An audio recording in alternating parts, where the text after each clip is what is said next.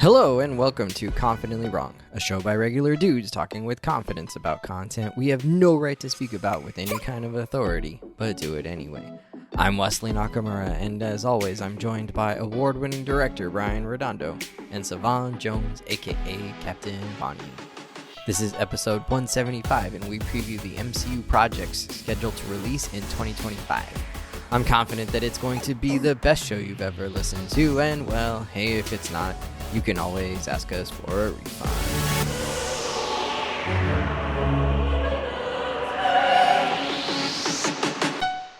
Incredible! Hello, gentlemen! Welcome back. It's Confidently Wrong. We're here. We're enjoying the thawed out portion of the week because earlier this week, good God, it was freezing. Savon, you probably had it the worst of all of us. Is there even a thought out version of Detroit? I've never seen it. Hey, it was nice when we visited in the summer. I wouldn't say thought out. I mean, he looked out his window. It's not as bad as it was before, but it's still really cold. What was the coldest it got there? In the past week?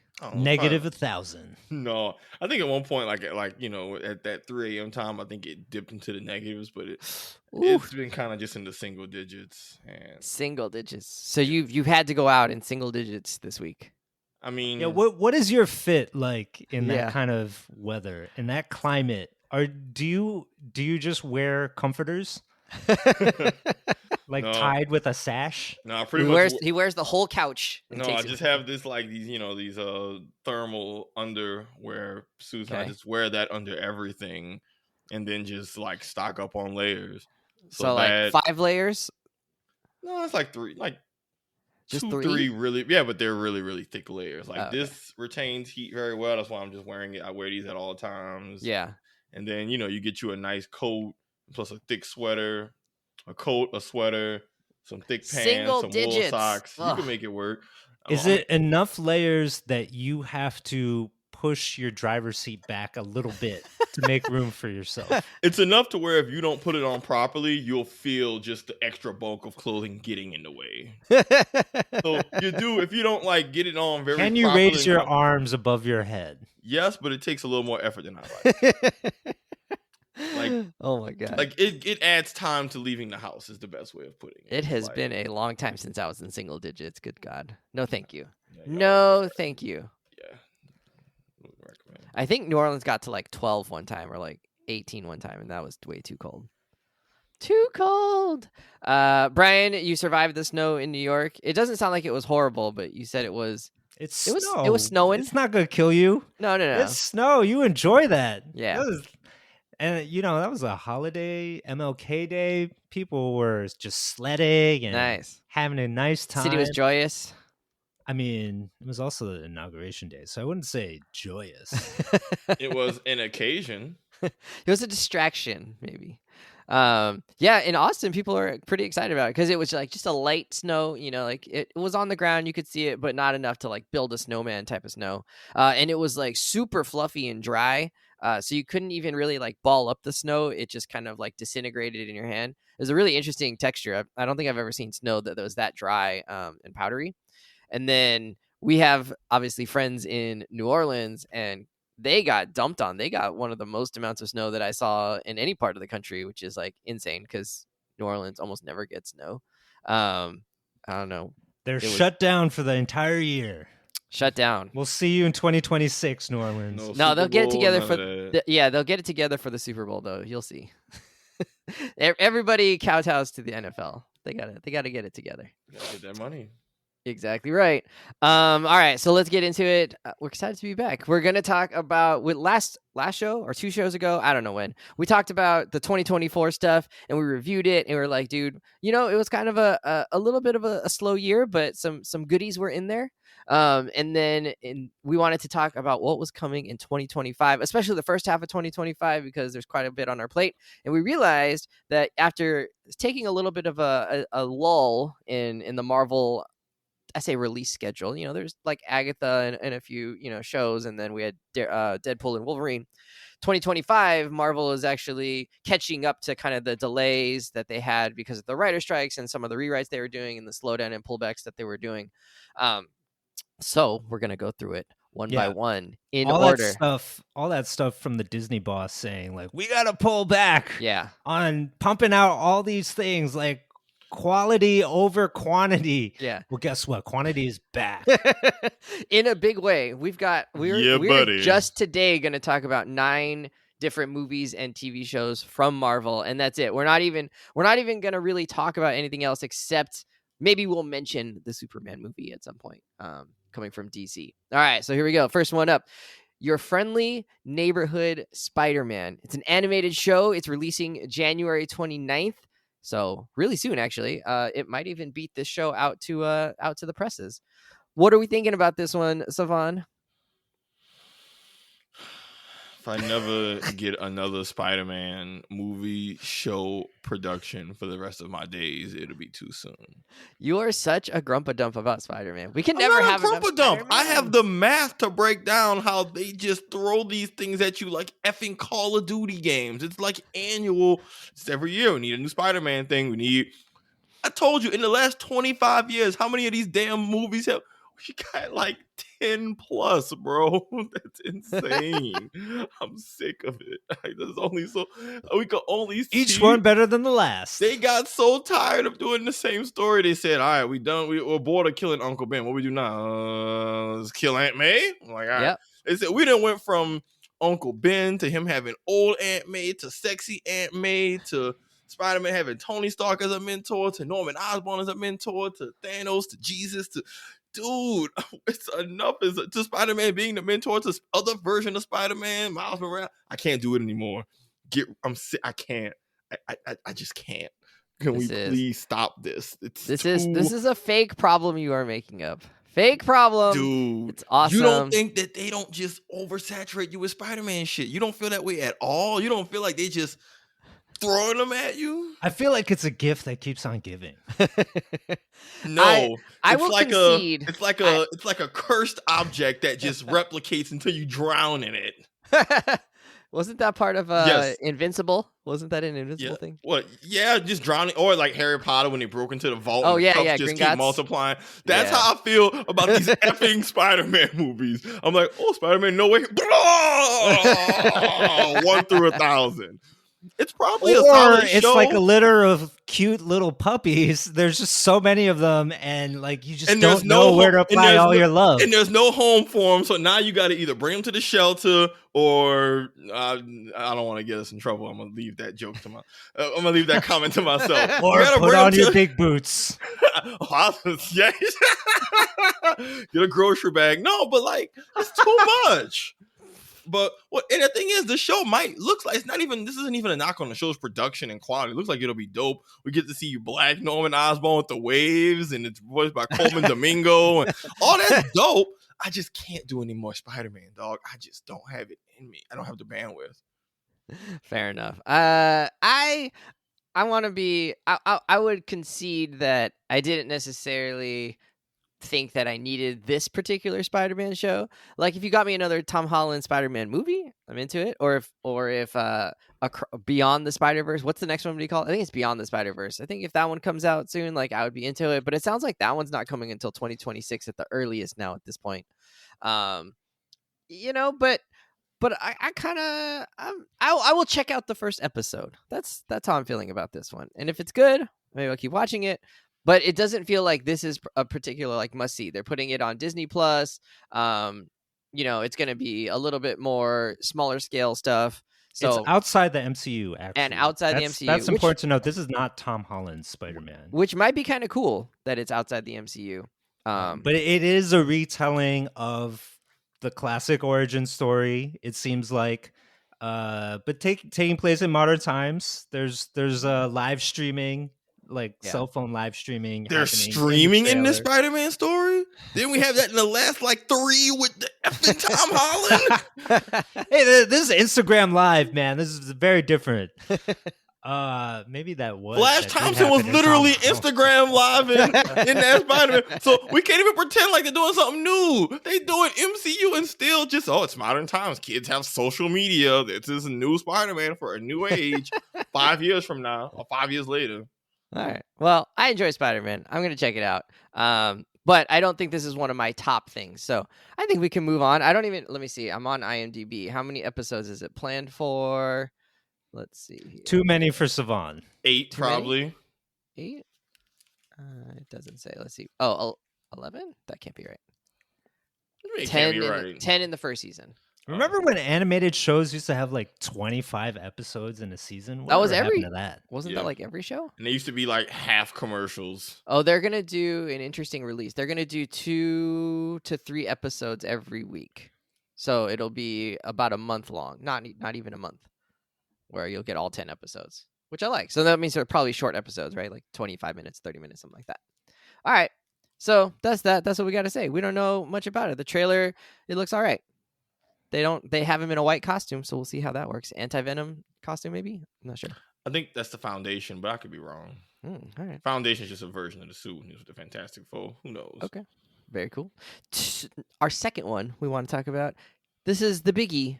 The one that you've seen 18,000 trailers for at this point if you've been watching basketball or football. Valentine's Day special. Yeah. Captain America, Brave New World, starring our good New Orleans friend, Anthony Mackie. Releasing, like Brian said, on actual Valentine's Day, February 14th. I gotta say, I got some misgivings. Savon's rolling his eyes because he's like, why are you going to doubt the black characters? But it's not that. It's that. He said it, not me. Oh my God. Audience. He said it, not me. No. He said it. You said it, not it's me. at the back of your mind. You said it. Brian, when did I say that? I don't recall. That's not on wax on recording. I don't know. You got pretty that sure recorded? I actually do think it's on no recording. receipt for that. I think there is a receipt for that. Were you already recording when you said it? Yeah, he was. It's been recording for 40 minutes. But here's the thing. I didn't say it officially on the show, so it's off the record. You said it on the record. All right.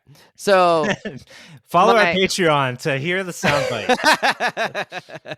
What I am, I don't know what the right word is. Savon said I couldn't say, what did I say? Worried? He said I couldn't say worried. I said you're concerned. I'm the worried I said you're concerned trolling. Concerned trolling. People who pretend to be upset and it's really just veiled trolling about something. Is Falcon and Winter Soldier was, I think it's fair to say it was a inconsistent show. It was quite up and down. Inconsistent. Yeah. It was inconsistent. And Savon brought up the good point that it was probably heavily impacted by the pandemic and how they kind of had to change filming, and some of the storyline got changed because of its closeness to like disease, in a world pandemic, which made it feel a little bit, off at times. Certainly it wasn't, Secret Invasion level bad. It was just like, there was just some things that were like, okay. But and so that's like, okay, well, like, do they really know what they're doing with Falcon, / Captain America right now? And then the second part that gives me pause is like, they've had a lot of stops and starts to this movie. They've changed the name of the movie. It seems like they've changed some of the storylines. They're showing, they've switched out the president without giving us a reason why they're going to switch out the president here, even though the last one sucked. So like, maybe that makes sense. And then he's going to be Red Hulk, and okay, we'll see. We'll see what happens with that. But which means switch out the president. It was that other dude for a while in Secret Invasion. Character. Yeah. So I don't know if it's supposed to be the guy who was Thaddeus Ross. Yeah. So it wasn't Thaddeus Ross, right? So it must be his predecessor or something like that.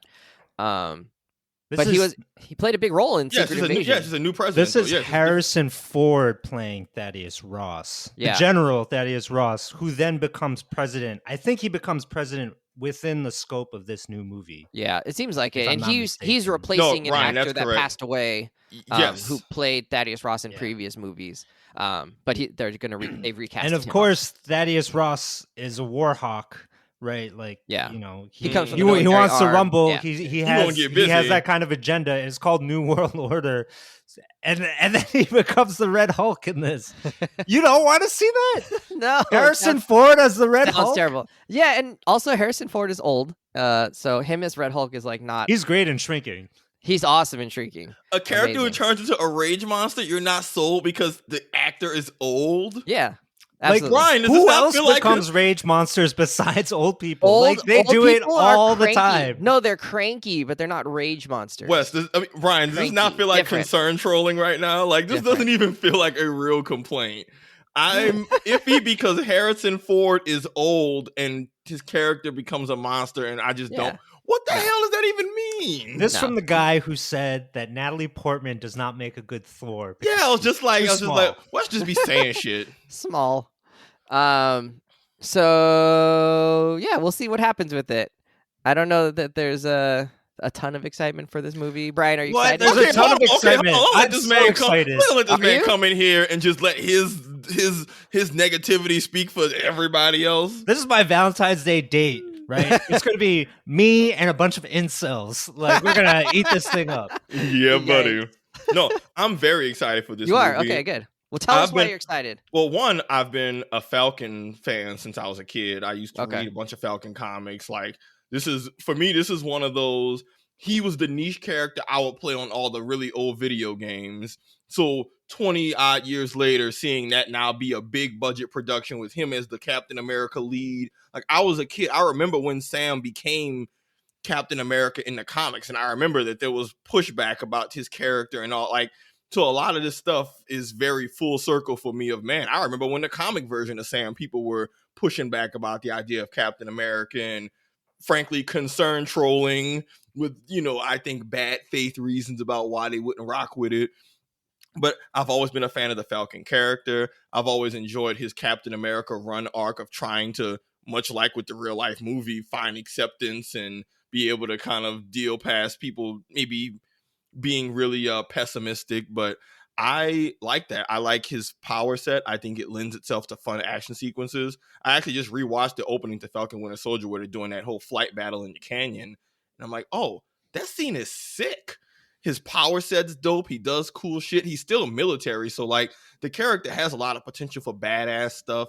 He got the dope suit. I know he got the vibranium from the Wakandans now. So, like, I feel like his character is just going to be strapped up doing cool shield shit. So, from an action perspective alone, like, I'm going to like what I get.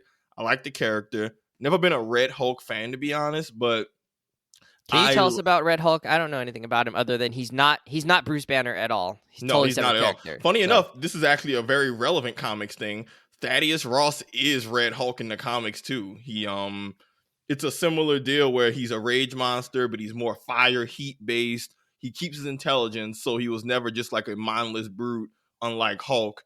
And yeah, he's kind of fits what Brian said of like, that was kind of General Ross's like Hail Mary, him on just his Warhawk shit of like, yo, I just want to be a badass and fight and do stuff. And it had to do more with his beef with Hulk specifically at first, because when Red Hulk appeared, people didn't know who he was. But it feels like his role is going to be similar. Of not sure exactly how they're characterizing the president in this movie, but the character historically is a Warhawk. And Red Hulk is violent and likes to throw down, but isn't a dumb beast. So that's the part where I'm curious where they're going to lean into that. Is he a idiot or is he actually smart and it's something calculated? I don't know, but I'm excited for those things. Also, there were a lot of high points in Falcon Winter Soldier that I'm excited for him to build off. All the stuff about Isaiah Bradley and the old Super Soldier program and all that were some of the best. That stuff was cool. That was the best part of it. Yeah, it was extremely good. We know that he appears in this movie. And who knows? That might be something that they still touch on. Like, I think what's going to make this They show him trying to assassinate the president, actually. Yeah, so clearly something happens with him. So I'm excited for that. And then, honestly, for me personally, there's a very weird, like, art imitates life thing of a lot of the dialogue around Sam Wilson as Captain America is similar to a lot of energy around the movie.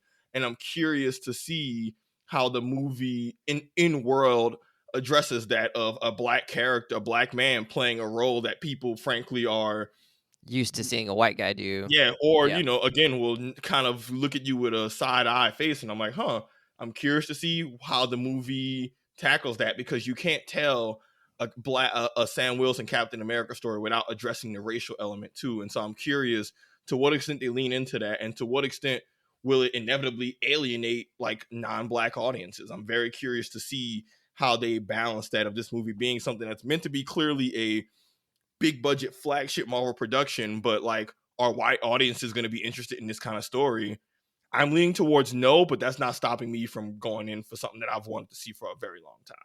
I think that's a valid concern and point, and like, they're going to have to do it skillfully, right? Like, Black Panther is arguably in a similar boat of like, it could be a film that is trying to like justify itself or justify its characters, and they have one of the advantages that they did when they set it up was like, we're going to show a wide range of Black characters living in a heavily Black society or an all Black society. And so you get to see this like wide ranging, community. Whereas like this movie may not have that, right? And so you can't show all of the different like aspects of it and just like embrace like the Blackness, right, of the show or of this world. Well, it's a different type of Blackness. Like, frankly, Black Panther is about a super fictional African super nation. Yeah. And that's way less grounded in the real life Black American experience than maybe what the character Falcon goes to. So like, I think it's easier for audiences to accept a fancy, pretty fictional super nation versus something that maybe is a little more critical of what's actually in your day-to-day lives and backyard. I mean, I think they're playing two different games. Yeah. Well, what I was saying was they're running the risk, right, of like they're having to, like you said, if they're trying to like address this in a way through the movie, it may not feel believable, right? Like it depends, right? And they've got to do it in a way, I think, that makes it feel like this is actually how this might go down, or like we're just unapologetically going to talk about this stuff, right? Kind of in those couple of conversations, right, that he had with Isaiah Bradley in his home, they kind of took it to that level, and we all appreciated that they did that, right? But are they going to do it in this blockbuster hit, worried about like white audiences, right? And like if they do, I think that makes the movie worse. I think you would actually find that the audience would be more accepting of it if the movie itself was like unapologetic about those conversations and like didn't pull punches on the sorts of things that are happening to these characters because of their race, right? And so I don't know. I think you could see studios backing away from it, being like, we don't want that controversy, or we don't want to like offend people. And then the movie ends up getting watered down and feels like, well, what you like tried to talk about it, but you didn't. And then that just pisses everybody off. And you try to walk that middle ground that doesn't exist, that is no good for anybody. So hopefully they don't do that. Hopefully, if you're right, if they're going to talk about Blackness and like his Blackness, then I'm hoping that they do it in a way that like actually feels like we're not afraid of this conversation, or the conversation that people are going to have. And we're not just like trying to do this to satisfy the woke crowd, but not piss off the snowflake crowd. And I don't know. I mean, that's just, that would be the worst of all worlds if they did that.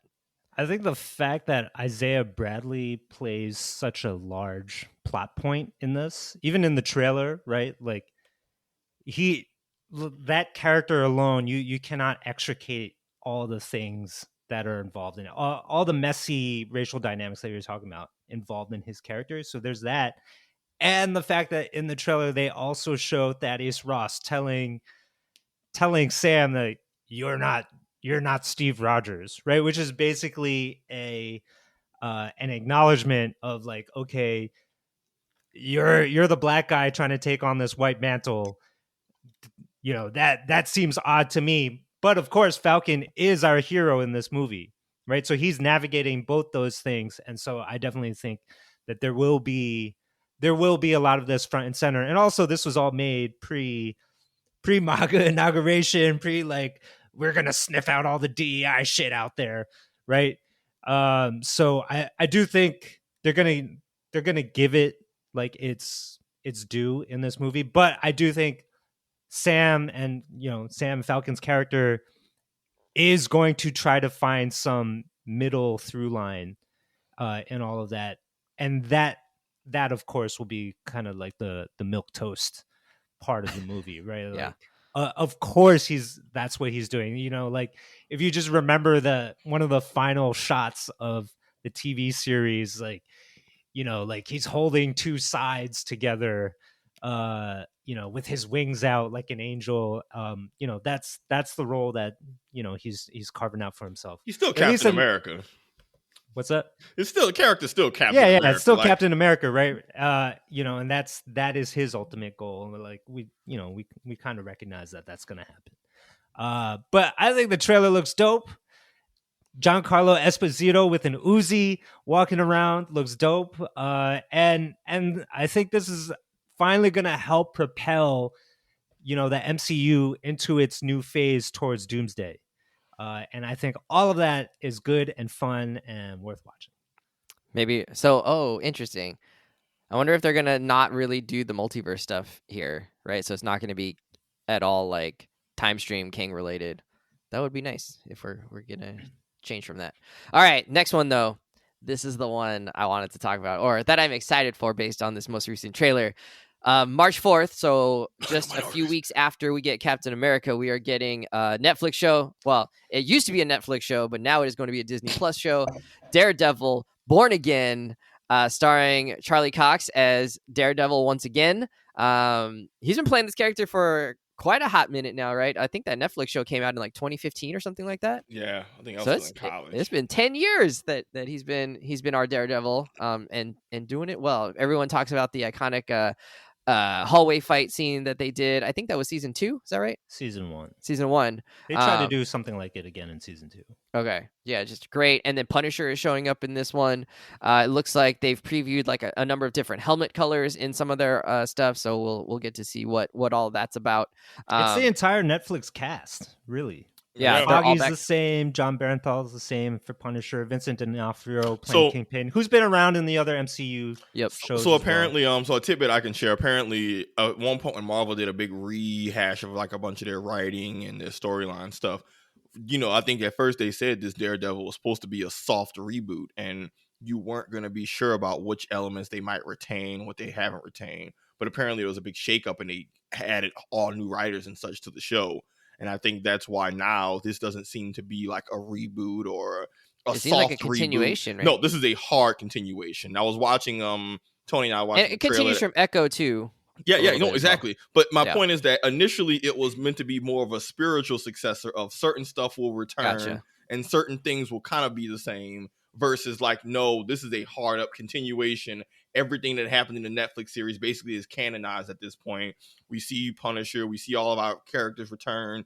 We see that we know that because of what happened with Kingpin, the events of Echo are like a direct continuation there too, right? So he's the mayor. Yeah, they're adapting the Kingpin mayor storyline. Some of the even just the shots in there are direct references to the finale of the Daredevil Netflix series. So if anything, it's just good to know this is not a spiritual successor. This is a hard-on sequel.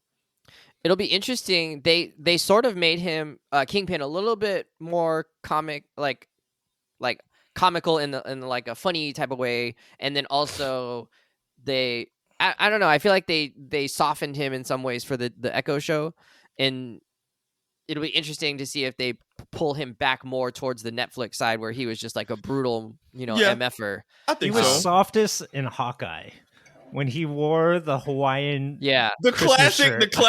You mean his OG's fit? The most Kingpin? Yeah. I actually like white suit. Yeah. Oh my God. I actually like when Marvel kind of like changes the seriousness of a character depending on what they're in, because that's pretty much how it is in the comics. Like a character is as serious as the lead of the series is, serious character. Wolverine's funny in Spider-Man stuff, and then in other stuff he's this brutal, blood everywhere. That being said, we saw this trailer. They made it very clear. This is a TVMA show, baby. This is a TVMA show. Motherfuckers about to get whooped and pieced up.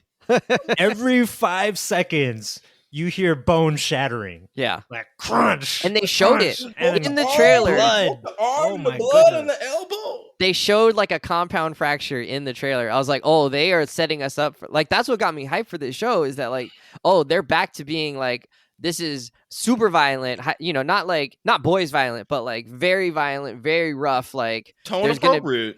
And it's gonna be more in tune with what those Netflix shows were, especially the Daredevil show and Punisher show. And so I was as soon as I saw this most recent trailer, I was like, I'm in, clearing the schedule. Kids, learn the AP Bio stuff on your own for these few weeks. I'm gonna be checked into this show. So Teacher of the Year. Yeah. I'm here. No, I'm excited. I'm here for it. Okay, so that's March 4th. So now we're into March, and then we get a couple months reprieve. One month. Well, I don't even know, right? If Daredevil is releasing once a week, it'll actually take us right into the next one. Thunderbolts, next movie, Thunderbolts apostrophe, or it was asterisk, is coming on May 2nd, 2025. So just in time to start the summer blockbuster season. This is starring Yelena, Taskmaster, Red Guardian. What's his name? U.S. Agent, Bucky. U.S. Agent. Bucky's in it. Okay. Yeah, Winter So Soldier's in there. and so they're doing some kind of anti-hero stuff in the movie. It's not super clear what they're doing. They start in the trailer. They start with a reunion between Yelena and Red Guardian, played by the guy from Stranger Things, David Harbour, I believe. Yeah, that guy. I didn't know they're what brought together by Elaine from Seinfeld. I forget the name of her character. And from Veep, Val something. Valerie, something like that. And who's basically the Viola Davis counterpart in the MCU. Yeah, she's I guess that's true. Yeah, she's like the Amanda Waller, Dark Nick Fury, Cecil from Invincible type, just Machiavellian jerk / supervisor / parole officer. She's like, there's a role for you, USA agent, even though you suck. You're a dick, and you know what? We can use your We need you. Yeah, your country needs you. I'm unclear. Is she the one pulling the strings, or is she doing it on behalf of somebody else, or do we know yet? It's a little ambiguous. Like, okay, but her character in the comics, because Waller seems like Waller is doing it for her own ends for the most part. No, Waller's not. If anything, Waller is like the epitome of just cold U.S. government action. Like, yeah, but she's in charge, is what I'm saying. Oh yeah. She's making the calls here. Yeah. I'm pretty sure she's in charge in a similar way. I think the character might have more, but that's one of those we'll have to watch the movie and see. Is her puppet master the government, or is it someone bigger? I am a little bit curious. This is not a big important point, but I am a little bit curious if that asterisk for the Thunderbolts is meaningful. Like, are they actually not the Thunderbolts in some way, or are they like a different team up? Because it's very intentional that this asterisk is on the end of the title, and I wonder if that's going to play a role where like it'll actually change their team name or something like that, or who knows? We'll see. It definitely has some sort of meaning. It has some meaning. It's going to come into play. Yeah, it has some meaning, but it's pretty straightforward in comics. Like, the Thunderbolts are super powered human. It's kind of like a less cruel Suicide Squad of like, they're not there under the threat of getting blown up usually, but it's like, hey, you're criminals or y'all are anti-heroes, work for the government, we'll send you on jobs, and this is your chance to kind of be able to show that you can be better. A lot of times, heroes like Luke Cage will lead the Thunderbolts or Hawkeye's led the Thunderbolts. So the basic premise is pretty straightforward. Anti-hero / former villains trying to do good stuff for the government. The details and how this movie maybe flushes it out or changes it up, no idea. But I think that's a pretty fair, broad outline, and that seems to be confirmed by the trailer. Yeah, and there's one particular character who shows up. Oh my god! Where all the other characters we've seen before, right, in previous MCU movies, and they are looking to this guy, and they're like, well, "Who the f is this guy?" We're talking about Bob, right? Yeah, Bob. Bob is like, going to be he's walking in his scrubs and something, but he is the most dangerous of all characters. Bob is going to be the best part of the movie. Like, Bob is going to make or break this movie straight up. All right. What can you say about him that won't, spoil it for people? He looks this in the same way in the trailer. He looked like a weenie. Yeah, I think we know looks can be deceiving. Usually, the character looks like a weenie and they're presented as a weenie. They're usually as far from a weenie as possible. All I can say is, historically, with the comic character, that is true, and that's an understatement. Okay, all right. Are we talking like power set that can like destroy the universe kind of thing, or just like very dangerous? He is giving LeBron at YMCA energy, and that's not a knock on the YMCA being the other characters. It's more of like he's just that nice with it. All right. Like Earth almost S tier, but not galactic. Okay, could easily be like a most dangerous threat on Earth type. Okay, are you willing to say whether he'll probably lean towards the good guys or bad guys? Or do you think that's part of the fun? That's part of the fun. That's part of the fun. All right. So that's Thunderbolts. That's May 2nd. Anything else you want to add for this one? I when I first saw this trailer, this was a few months ago that it came out. I wasn't super thrilled by it. I was like, it looks fine. I don't know. And then Tyler and Savon were like, no, that trailer was really awesome. And I was like, okay, maybe we watched a different trailer. Like, I don't know. I didn't think the trailer was anything I was like really excited for, but I think of all the stuff coming out this year, even though I'm blanking on what else is coming out after this. This is the one that has the potential to be the most bonkers fun. Okay. Just fun. Oh, was it a good movie? Maybe not, but did you have a good time at the theater? Yes. Okay, you know I'm down for that kind of movie. Like I feel like I feel like I'm gonna see this at the theater and I'm gonna be laughing and like enjoying my ass the whole time. I hope this fills in the void left by Guardians. Oh, okay. I think that would be good then. I mean, and it fits kind of nice because it's kind of between some serious stuff, so that'll be good. The tone's gonna be really important for this movie. Do they lean into the darker side, or with this cast of characters, do you make it a little more dark humor? I see this being a more dark humor type of some I'm of the hoping characters for dark humor. Like with Red Guardian and Yelena, and this gives energy for like a lot of straight man characters versus sarcastic, snidey characters, but it's too big of a cast for it to be just this super, super hyper take itself seriously movie. I don't think it lends itself to that, but we'll see. All right. Next up, we got another Disney Plus show. This is going to be Ironheart, coming out in June, end of June, June 24th. I don't know how many episodes it's slated for. Maybe one of you can look it up while we're talking about it. Starring Riri Williams. We haven't seen her since Black Panther 2. And obviously she's a little bit like an Iron Man character in that she's, a top-notch engineer. She is building, mech armor. She's obviously kind of a young prodigy, studying, in college and building all her own stuff. So she's, obviously an engineer as well. They haven't shown us much about this as far as I can tell.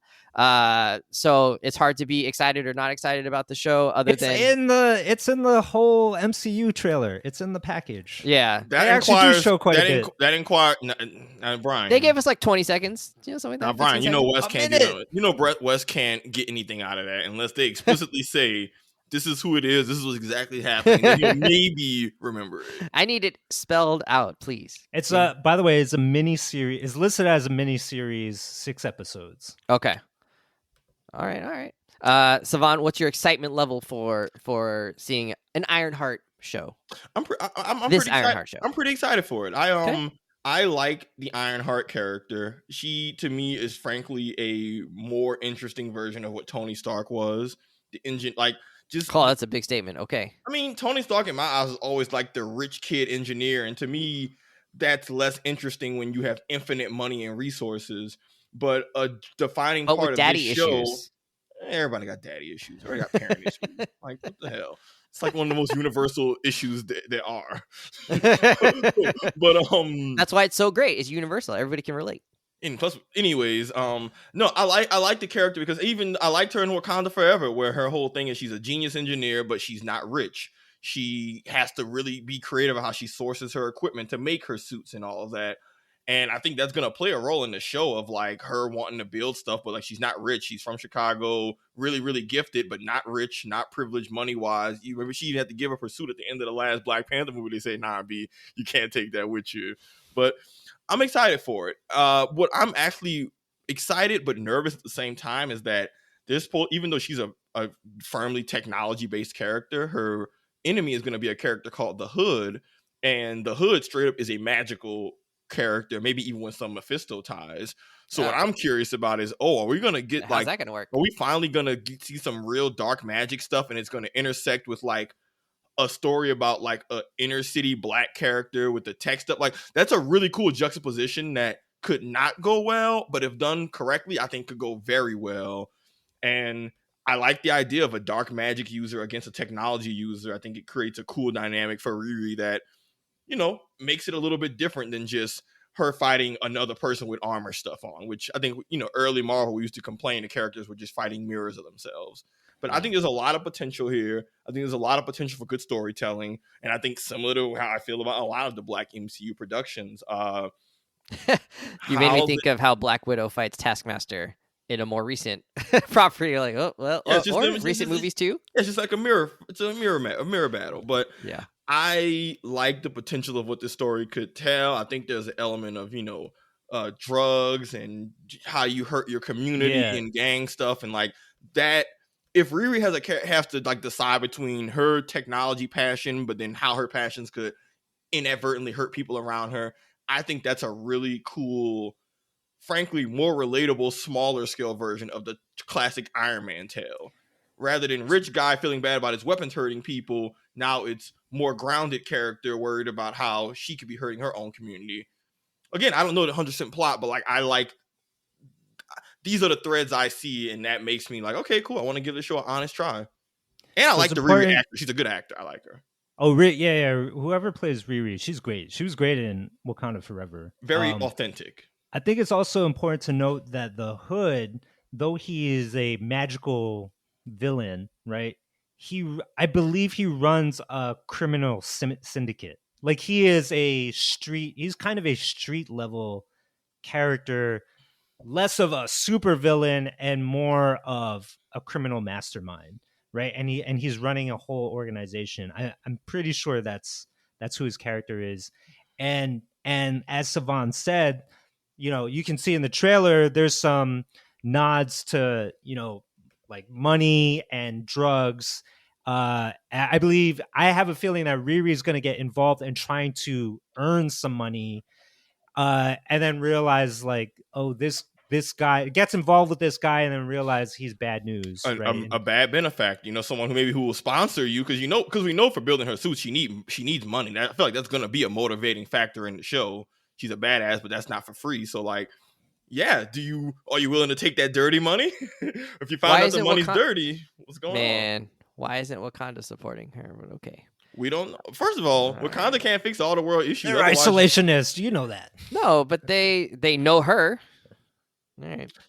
Who knows? The show hopefully will address that. But I mean, they already said, first of all, we can't just send you back to America with a vibranium suit. So they're not about to just be out here. They're not about to be out here just giving away fire vibranium like weapons of mass destruction. Yeah, like they're not going to do that. So I don't know. Like, that'll be hopefully the show addresses that. But I don't know. I'm excited. I'm gonna watch it. All right.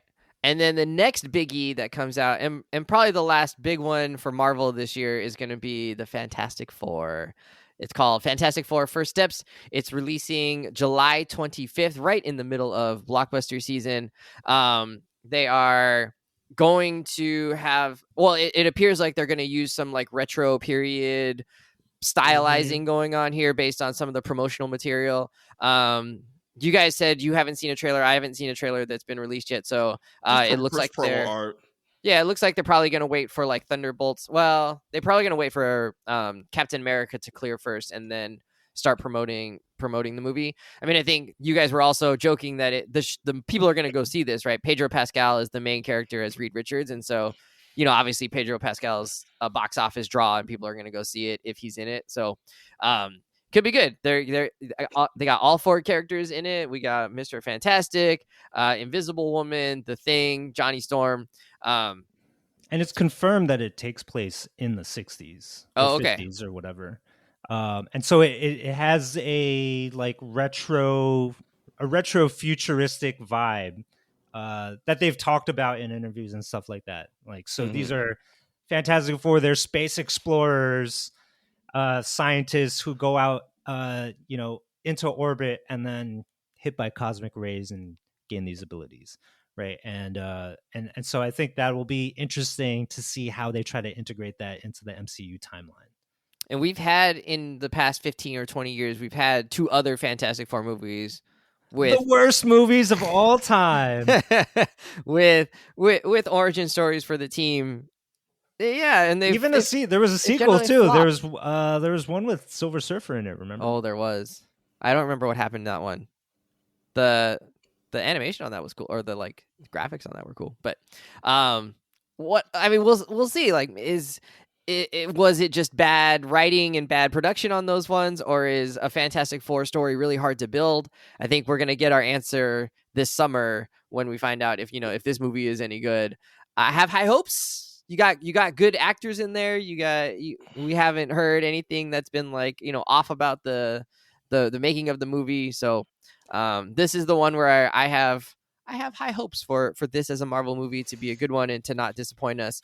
And if they do, they do. But hopefully, Marvel has a lot banking on this, right? Like Fantastic Four is kind of where you can introduce one of their signature properties, right? Yeah. Like X-Men, Fantastic Four, like Spider-Man. Honestly, and Spider-Man, right? Yeah. Like all the things that Fox owned, right? That MCU is now slowly clawing back on. And when all those Fantastic Four movies flopped, Marvel, the comic book company, started pulling back on Fantastic Four. They actually stopped publishing Fantastic Four comics because they were trying to downplay it because in the world of IP, it wasn't doing so great.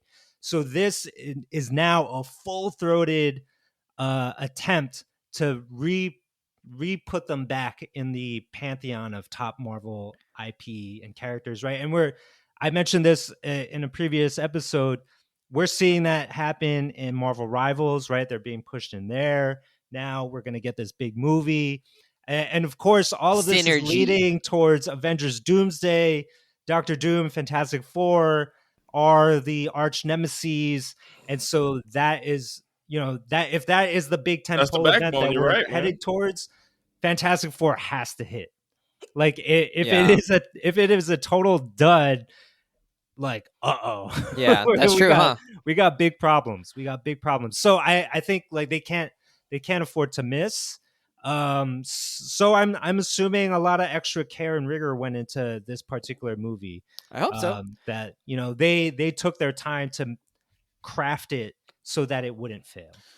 Yeah. One thing that I'm wondering, just that you guys were talking about it now, is like Fantastic Four, their power set is like not that exciting, right? That Mr. Fantastic can like stretch his arms. You're like, okay, like, but now like as kids we grew up with like Stretch Armstrong, which was like kind of a joke, and it's like, well, that's kind of what that is. Like, is that really like a power that people are like afraid of or like are gonna get beat down by? And obviously he's also a scientist, and so maybe like there's other pieces that he can bring to that. And then Invisible Woman, like, okay, you can turn invisible. All right, hold on. I can't let this go any further. Okay, so Wes, I don't know what the hell you're talking about, pimp. But I think that's part of why like the other one struggled, right? Is their power sets are like they're fine, but nothing exciting. The Thing is just made of rocks. He's indestructible, but like, okay, Savon's calling time. Okay, sorry. Tell me, Savon, why should the lay people like myself, the dummies, why should we get hyped for this power don't get set? it twisted. Don't get it twisted. I'm not a Fantastic Four fan. I'm not a fan of Fantastic Four. I just think their powers isn't the problem. I think the rubber ability is really cool. They've had lots of cool, stretchy characters who can do cool things and make their body into stuff, and that lends itself to cool sequences. Like, I think Invisible Woman has probably one of the coolest power sets in a lot of comics of just invisibility, force fields. The problem isn't that. The problem is that they're not very interesting characters, less so their power set. Johnny Storm has 5 cool powers, but he's always just going to be the literal brash hothead.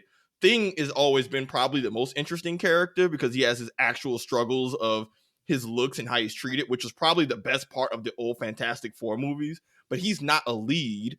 Invisible Woman, they're too busy doing Jessica Alba not having clothes on gags with the invisible power to actually like use her character in a meaningful way. They just said, okay, we got Jessica Alba. She can be invisible. I know she can be invisible. Let's find the most BS reasons to have a reason for her to have to be naked and then make herself invisible.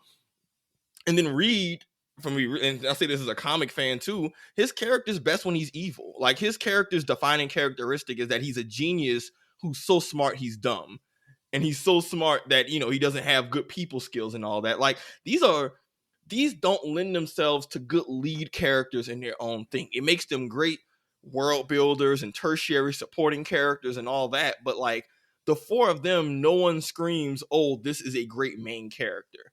Johnny's not really interesting. Thing's not a good lead. Invisible Woman, they misuse her, frankly.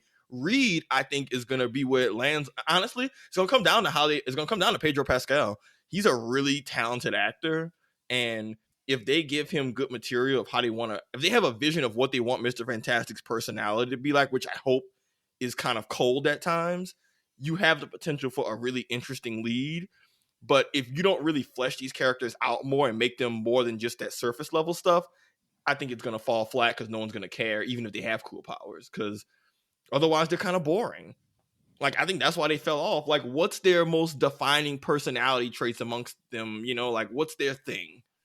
Besides the Thing. Besides Thing. Like, the biggest personality trait is that Reed's so smart he can be a jerk, but that lends itself to villain versions of Reed, which I enjoy, but you're not going to have him be the villain in this type of story. So, like, where's the interesting character moments come from?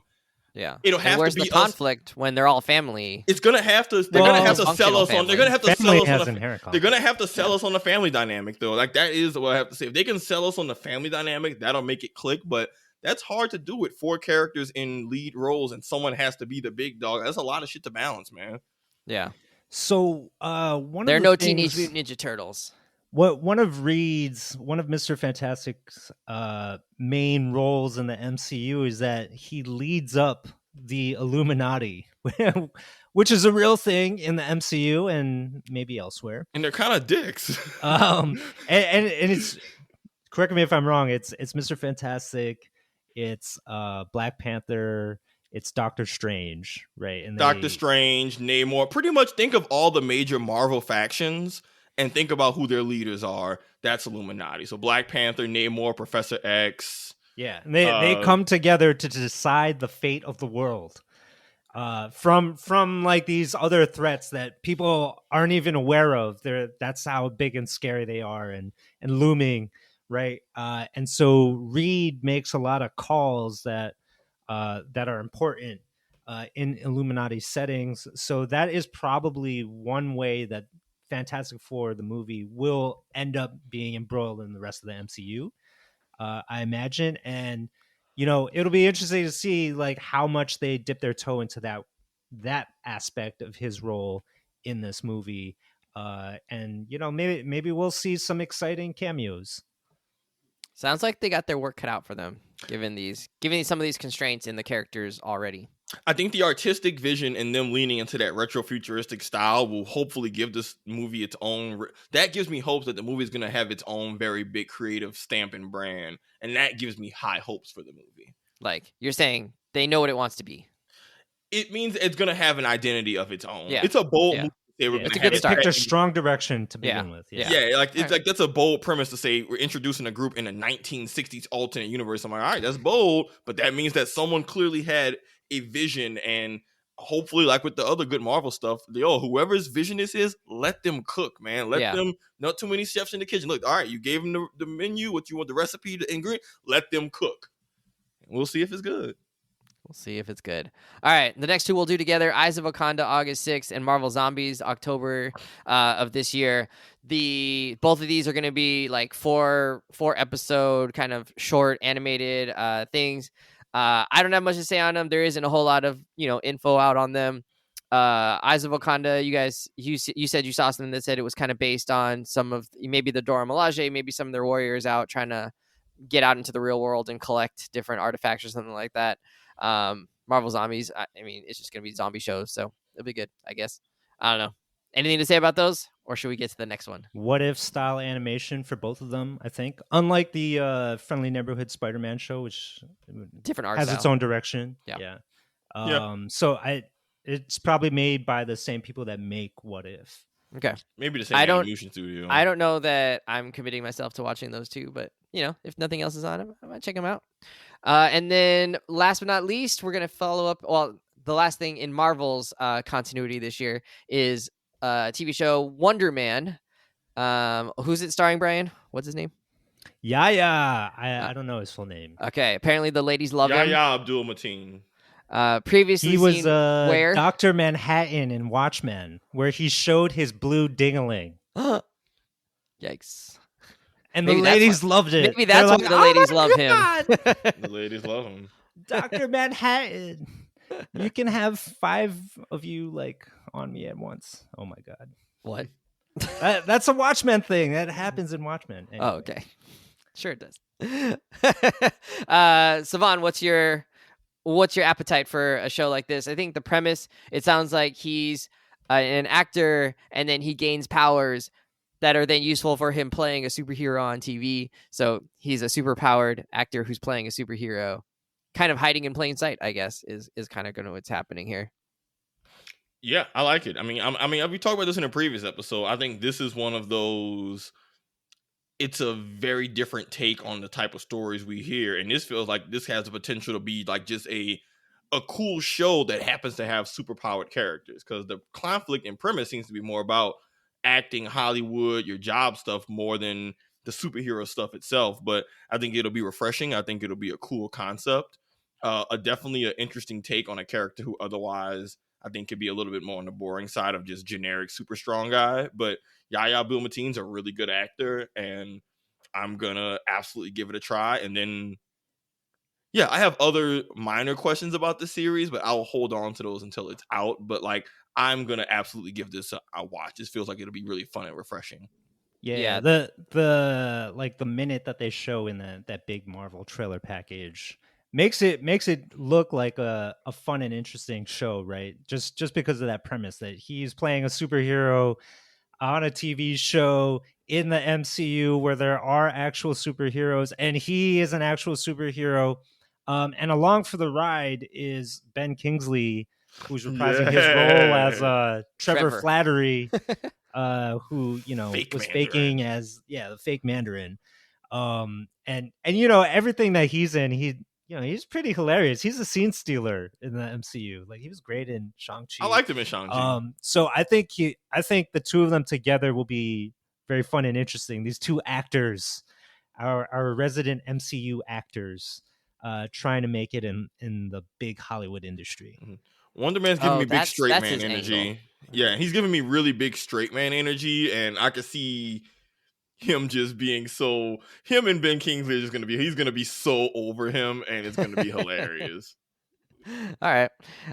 So that's coming out in December. That'll finish off the year for Marvel. And then we did want to talk a little bit about, because we haven't had a chance to, Superman. So DC is releasing their first James Gunn, driven show. He's going to direct this one.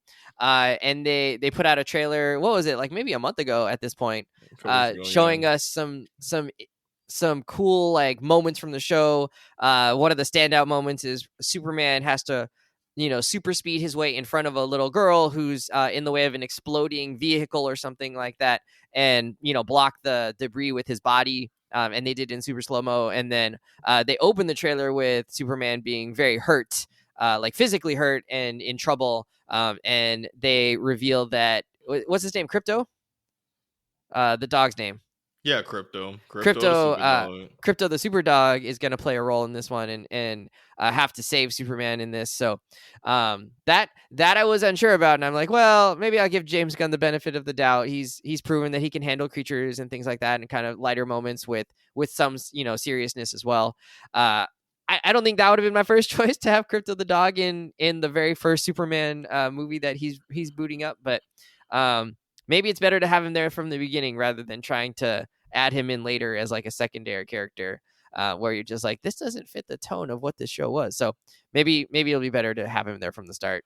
I am pumped for this. I'm, when it comes out, I'm definitely gonna check this out, and I hope that you guys will too, so we can talk about it. A new Superman actor. I don't know his name. So we're over the Henry Cavill version of Superman and done with the James Snyder. What's his name? James Snyder? No, Zack that's not Snyder. right. Zack Snyder. James. I just made up a new person. Zack Snyder version of Superman. And the colors are back. It's going to be very vibrant as a visual spectacle. And then Lois Lane. Who is Lois? Oh, Lois Lane is the character. The actor is the one from Ms. Maisel. She's going to be playing Lois Lane in this one. So I don't know. Brian, what did you think when you saw the trailer? Are you into it? I don't know if you're a Superman fan. I'm not typically a Superman fan, but this looks pretty good. And yeah, I mean, like, you got to give James Gunn a lot of credit too, right? Like his resume speaks for itself. One of the things that, and he's not for everyone.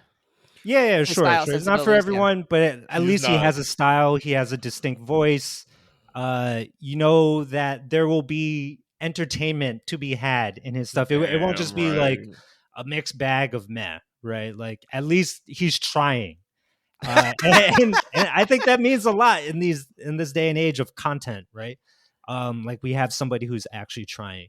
The thing that really grabbed my attention from the Superman teaser, was all the characters that you get a flash of, right? So like, you mentioned Crypto the dog, which is like a ridiculous thing to have. But James Gunn is going to use a character like that. But then you see Hawk Girl makes her way into this, and then there's a robot, like a dying robot. I'm not even familiar with this character, but I think they're called Kellex or something like that. I thought maybe that was a Metallo reference. But Metallo. Okay. There's a close up of a dude with all these wrinkles on his face, and I believe that's Mr. Terrific. What are you talking about, Mr. Terrific?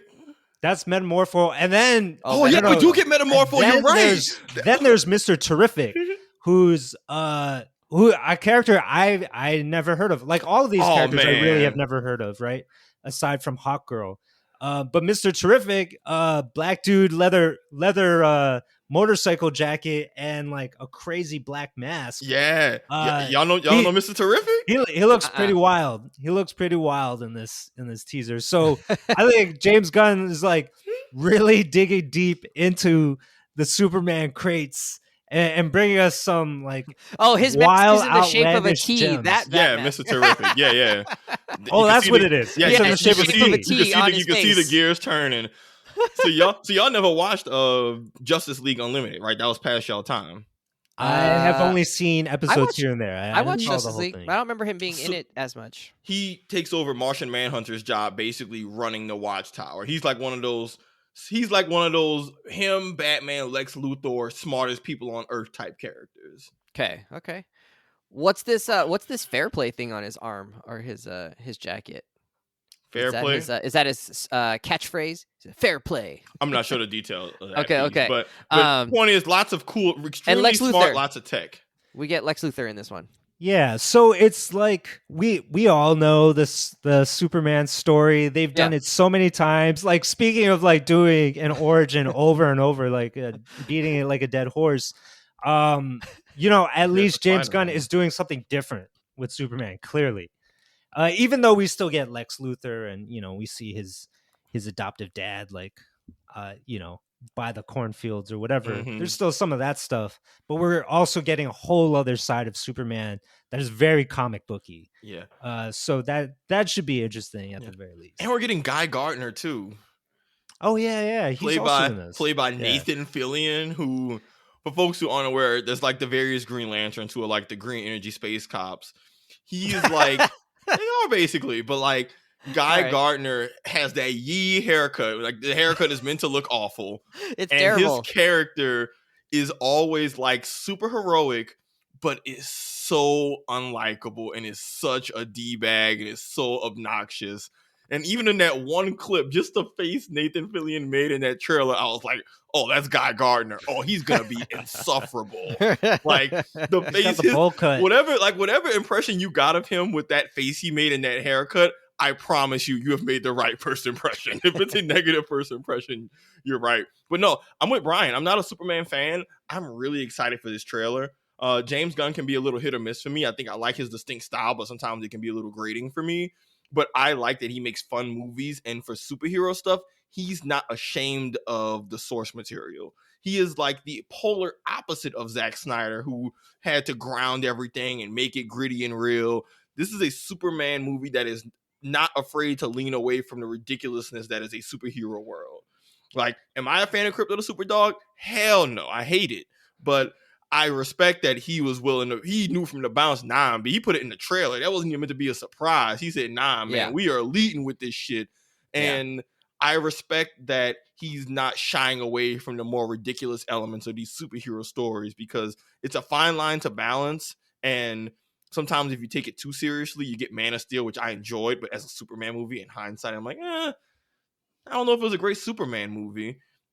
But this one, it's colorful, it's vibrant. You're getting the full cast of ridiculous characters. They don't tone down ridiculous haircuts and outfits that might not seem like the dog got a damn cape on. They didn't try to tone it down or say, the S isn't actually a S, it's an old Kryptonian. Like, B, it's a goofy ass S. And we're not even, I got an S on my chest. And I respect that that's the energy he's going for. And I think that will be a good palate cleanser for what the previous guard was. And I think it will set a good tone for these upcoming DC movies. So yeah, I'm ready for a change of pace. But I like what this movie looks like. I was not a fan of the Snyderverse, as you guys know. So I'm ready for a change of pace. And, I've enjoyed most of James Gunn's stuff from Peacemaker and Suicide Squad, or was it Suicide Squad or the Suicide Squad? Whichever one he did. The Suicide Squad. The Suicide Squad. And then and then obviously Guardians is fun stuff to watch. And he did a great job, I think, on that last one, right, on Guardians Volume 3. Funny that like Nathan Fillion it's a buddy of his, and so he gets to show up in all of these James Gunn movies as well. Like he's already shown up in DC because he was in Peacemaker as a different character. And then now he gets to show up in this one as Guy Gardner, and it doesn't matter. It's fun. It's just like, oh yeah, Nathan Fillion, he gets to be in whatever movie he wants, It's kind of like that guy from Cheers that gets to be in every Pixar movie. But it's his voice, so it's different than seeing his face every time. All right, so is that it? Are we out of Marvel and DC properties for the year? For the time being. There is something small coming out. That was quite a lot. Yeah. Oh, I don't think we need more. Peacemaker Season 2 is also coming August 2025 this year. So Season 2. So we'll get to see John Cena as Peacemaker one more time. All right, friends. Whew, that was a lot. What are you most excited for? Tell us. And why is it Fantastic Four? Friends, we're out of here. See you later. Bye.